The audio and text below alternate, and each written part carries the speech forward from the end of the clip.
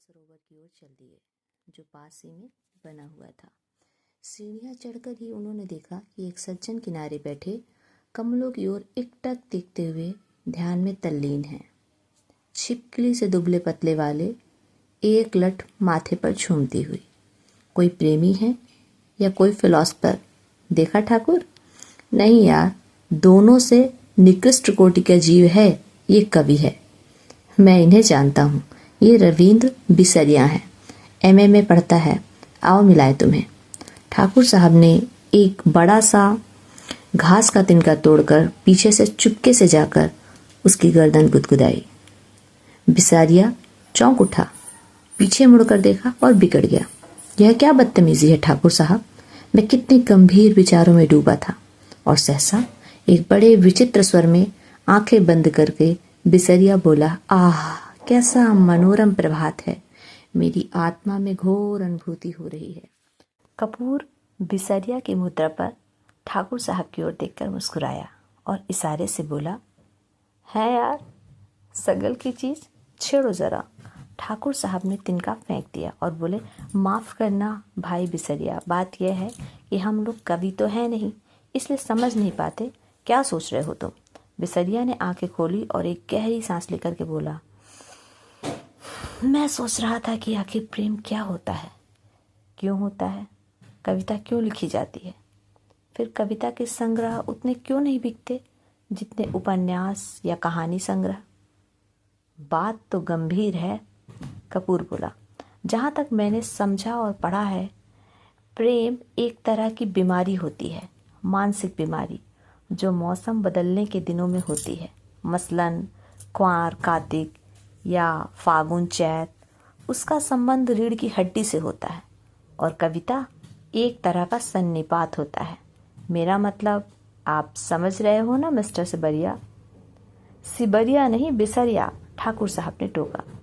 बिसरिया ने कुछ उजलत, कुछ परेशानी और कुछ गुस्से से उसकी ओर देखा और बोला, क्षमा कीजिएगा, आप या तो फायडवादी हैं या प्रगतिवादी और आपके विचार सर्वदा विदेशी हैं।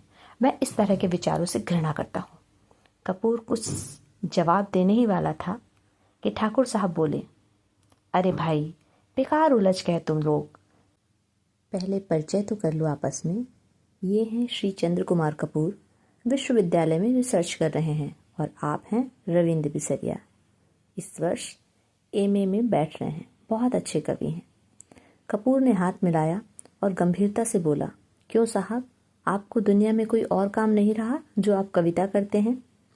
बिसरिया ने ठाकुर साहब की ओर देखा और बोला, ठाकुर साहब यह मेरा अपमान है, मैं इस तरह के सवालों का आदी नहीं हूँ, और उठ खड़ा हुआ। अरे बैठो बैठो, ठाकुर साहब ने हाथ खींच लिया। देखो कपूर का मतलब तुम समझे नहीं। उसका कहना यह है कि तुम में इतनी प्रतिभा है कि लोग तुम्हारी प्रतिभा का आदर करना नहीं जानते, इसलिए उन्होंने सहानुभूति में तुमसे कहा कि तुम और कोई काम क्यों नहीं करते, वरना कपूर साहब तुम्हारी कविता के बहुत शौकीन हैं, मुझसे बराबर तारीफ करते हैं। बिसरिया पिघल गया और बोला, क्षमा कीजिएगा, मैंने गलत समझा। अब मेरा कविता संग्रह छप रहा है, मैं आपको अवश्य भेंट करूंगा। और फिर बिसरिया ठाकुर साहब की ओर मुड़कर बोला, अब लोग मेरी कविताओं की इतनी मांग करते हैं कि मैं परेशान हो गया हूँ। अभी कल त्रिवेणी के संपादक मिले, कहने लगे अपना चित्र दे दो। मैंने कहा कि कोई चित्र नहीं है, तो पीछे पड़ गए। आखिरकार मैंने आइडेंटिटी कार्ड वाले कार्ड उठाकर दे दिए। वाह, कपूर बोला, मान गए आपको हम। तो आप राष्ट्रीय कविताएं लिखते हैं या प्रेम की? जब जैसा अवसर हो, ठाकुर साहब ने जड़ दिया।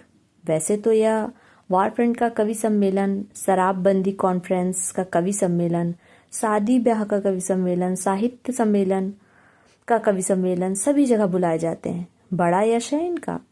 बिसरिया ने प्रशंसा से मुग्ध होकर देखा, मगर फिर एक गर्व का भाव मुंह पर लाकर गंभीर हो गया।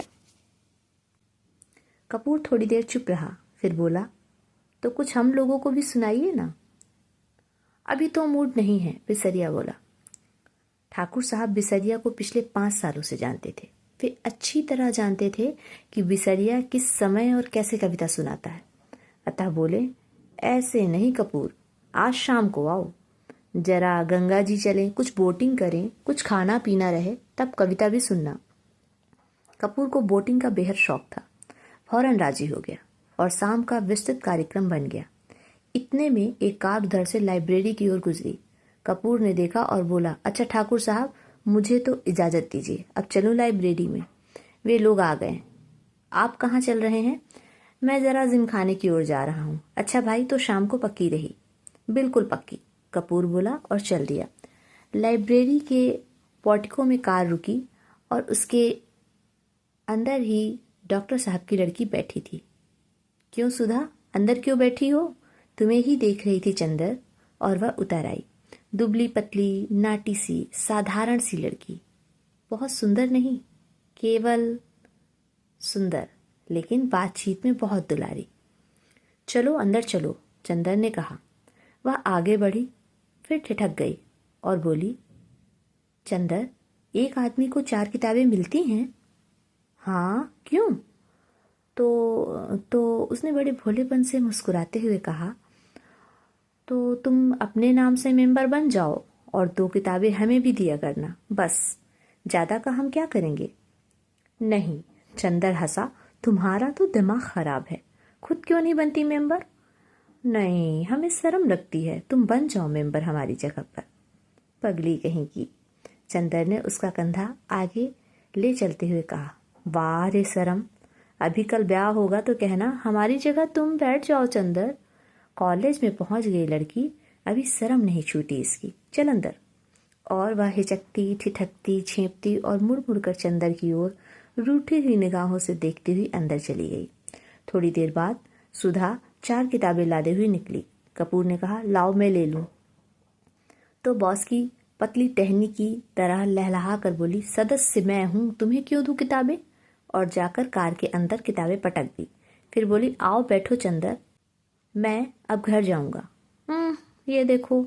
और उसने भीतर से कागजों का एक बंडल निकाला और बोली, देखो, यह पापा ने तुम्हारे लिए दिया है।